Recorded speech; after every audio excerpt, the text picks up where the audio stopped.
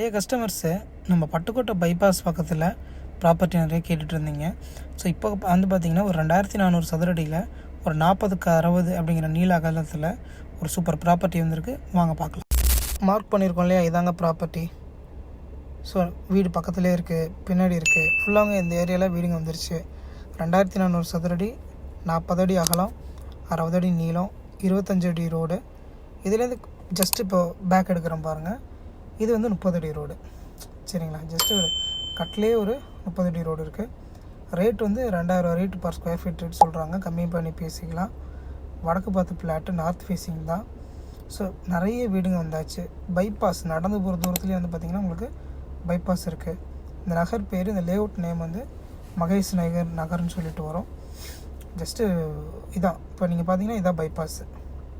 புரியுதுங்களா? கார் ரொம்ப ஸ்லோவாக தான் போயிட்டுருக்கு. ஸோ இதான் பைபாஸு. பஸ் ஸ்டாப்பிங்குமே இங்கே இருக்குது. ஸோ மாரியங்கோயில் ரொம்ப பக்கம் இங்கேருந்து. இந்த நியூ பஸ் ஸ்டாண்ட் வந்து பார்த்திங்கனாக்கா ஒரு 10 கிலோமீட்டர்ஸ்லேயும், ஓல்டு பஸ் ஸ்டாண்டு ஒரு 5 கிலோமீட்டர்ஸ்லேயும் இங்கே அவைலபிலிட்டி இருக்குது. பக்கத்தில் ஸ்கூல், காலேஜு ப்ளஸ்ஸு ஹாஸ்பிட்டல்ஸு எல்லாமே, எல்லா ஃபெசிலிட்டிஸுமே இங்கே அவைலபிலிட்டி இருக்குது. லோன் ஃபெசிலிட்டிஸுமே இங்கே இருக்குது. So super property.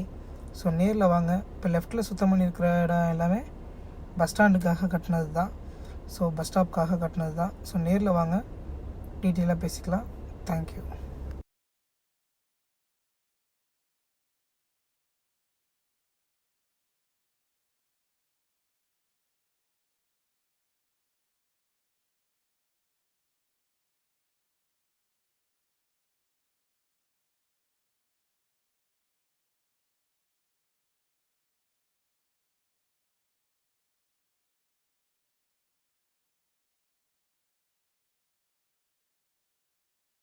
இதுலேருந்து லெஃப்ட்டு போனீங்கன்னா ஒரு 18 கிலோமீட்டரில் வரத்தனால, ரைட் எடுத்தீங்க அப்படின்னாக்கா ஓல்டு பஸ் ஸ்டாண்டு 5 கிலோமீட்டர், நேராக போனீங்கன்னா நியூ பஸ் ஸ்டாண்டு ஒரு 10 கிலோமீட்டர்ஸு.